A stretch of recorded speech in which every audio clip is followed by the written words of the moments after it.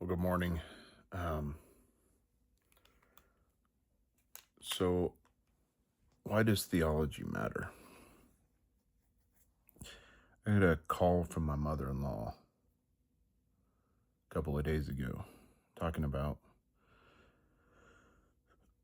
how she was reading the Old Testament, how she was struggling with all the death, all the destruction. How could God allow children to die even though they were innocent? How could people who were innocent die? And she's talking about, the destruction of like the Moabites and all of the ites, right? The people that God said completely destroy them to the children of Israel. I once heard a response by what is his name?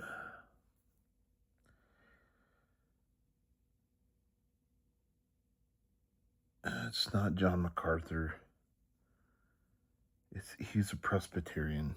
Anyways, he ran Ligonier Ministries. Um, anyways, he was asked something to the effect of, "Do you think it's fair that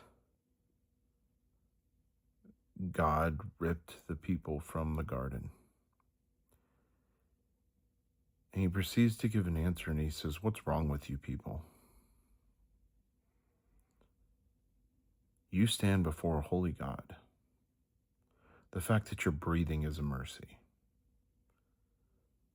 We sin on a daily basis, and yet God withholds his wrath." And I began to tell my mother in law, like, okay, walk her through the context, walk her through what God was doing. And finally, we addressed that issue. And it was like a light bulb moment. And this is why theology matters. See, God's not here for us. While he will be there for us, he is not here for us. He does not exist for Leaf's will, for your will. He exists because he's a creator. He can do what he wants with his creation. And as humans, we have a hard time reconciling that because we want to be God. We want to control our own universe. And that's why it's important that we have such a high view of God, that when we come to the Lord's table, we come with reverence. When we come to our time of prayer, it's with reverence. And I think the modern American Christian church has lost its reverence. We've lost what it means to understand your will be done. Your kingdom come. Not Leaf's kingdom, not anybody else's kingdom, right? The Lord. The Lord and the Lord alone. So how is it that this is why theology matters? This is why your view of God matters. I'm studying for Obadiah, and this one passage came in, and it's in a cross reference to Jeremiah 49, and it says this in Jeremiah 49:20, 49, 20. It says, "Listen to the plans against Edom and the people of Teman. Even the little children will be dragged off like sheep, and their homes will be destroyed." I mean, I could sit here and say, "Oh man, that's so evil." But God is perfect.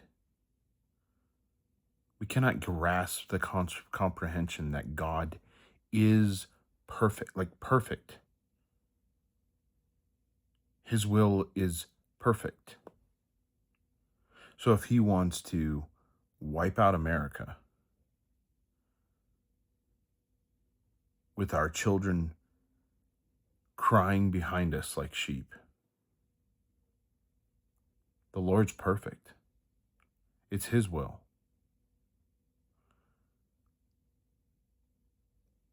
If he wants to punish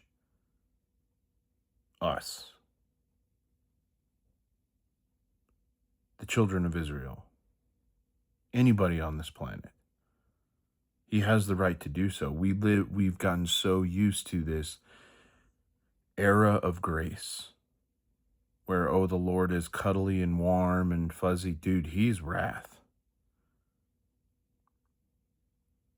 Yes, God is love, and God does love his creation.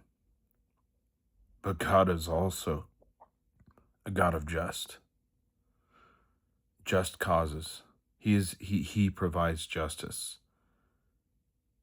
And his wrath is perfect. And it's exact. So I guess the question I'm going to leave you with, and I know this is not super cheery, but what's your view of God?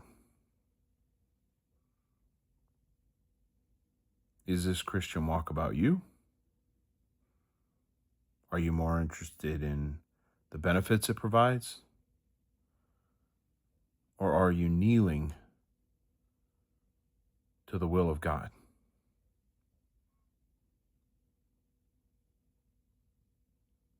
Bless you guys. Have a good one.